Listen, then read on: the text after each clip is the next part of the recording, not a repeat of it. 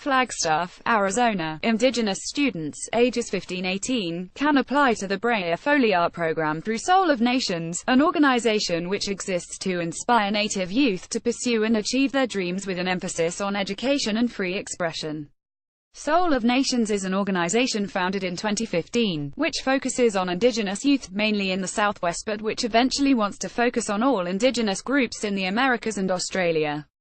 The group started out working with the Navajo Reservation because of its size and because the members of the organization had ties to the reservation. The birth of Soul of Nations started with Ernest Hill's father, a missionary, who did community service work on the reservation. Hill, executive director of Soul of Nations, said that experience gave him a passion and familiarity with the reservation, but it was not until Hill was older that he realized the economic disparity of on-reservation life and off-reservation life. I told myself I would never return back without ways of helping the community, Hill said. While Hill was in college, he and others started doing business development projects with high schools on the reservation, including Window Rock High School. From getting businesses to donate $10,000 of professional clothing to helping kids think more like an entrepreneur, Hill's contact with the students led him to ask what the students were interested in pursuing. In an organic focus group, the students' answer was art. Soul of Nations started coming up with ways to achieve that. That was how the Brea Foley Art Program came into being. Foley was a co-founder of Soul of Nations. Although she passed away, her belief in the longevity of culturally infused artwork and her wish to inspire artistic talent among youth gave the Brea Foley Art Program a way to do that for Indigenous youth. Soul of Nations teamed up with the Navajo Nation Museum first and gave small scholarships to 3 students.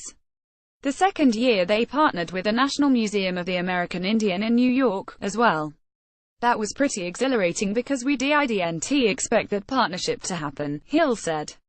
The group flew 3 students to New York City from the reservation where there was an artist reception at the museum, time for the student artists to talk about their work, keynote speakers and a presentation.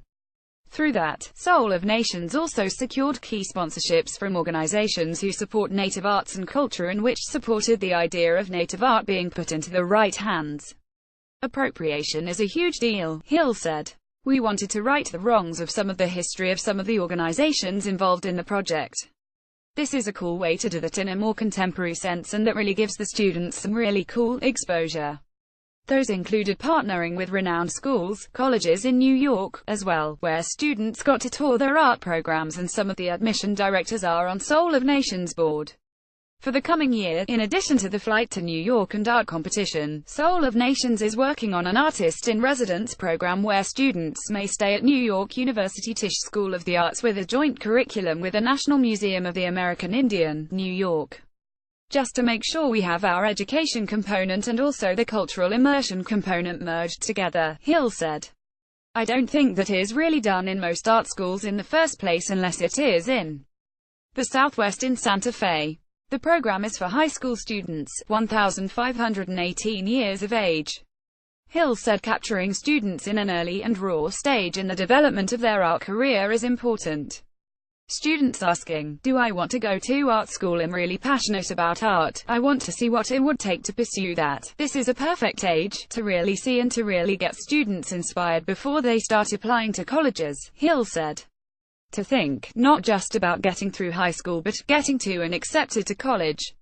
One of the founding goals of the organization is to help reservation schools with their retention rates and graduation rates. The organization receives data from some of the schools they work with to track those numbers. While Soul of Nations has worked primarily with Navajo students, it wants to expand to tribes throughout the Southwest through community service work and inviting them to participate in the art program. I feel like all the tribes have similar needs and struggles, Hill said. We want to not just zone in on one, but make an Indigenous community around the arts, business development as much as we can and galvanize the artistic zeal throughout the Southwest. Applications are online and at the Navajo Nation Museum and will open November 1st. More information is available at www.soulofnations.org. Each applicant can only enter one art piece and entries will be accepted in all visual arts media including but not restricted to painting, drawing, watercolor, sculpture, weaving, ceramics, photography, print, video, film, performance and digital time-based media. The theme of this year's artwork is past and present. Hill said Dan Naminger, who is Hopi Tewa and the son of Dexter Quatskiva, a Native American artist and potter and great-great-grandson of Nampiyo, a Hopi Tewa potter, was a keynote speaker because one of the student artists said Naminger was her favorite artist. "We're pretty well versed in the art world," Hill said. "We're trying to be more versed in the indigenous and Native American art world, as well. Any opportunities we can provide for students to meet artists or to gain mentorship from them, we work toward that." Hill said the program is expanding and the organization is excited to provide opportunities for Native students, and Soul of Nations is always looking for volunteers to help with outreach and administration of its programs. In the future, Soul of Nations wants to also expand into the legislative process for Indian country and try to be a liaison between tribal governments and the federal government. "As a non-profit, that is what you can do," Hill said. "You can't petition for legislation, but you can encourage and spread awareness for certain issues.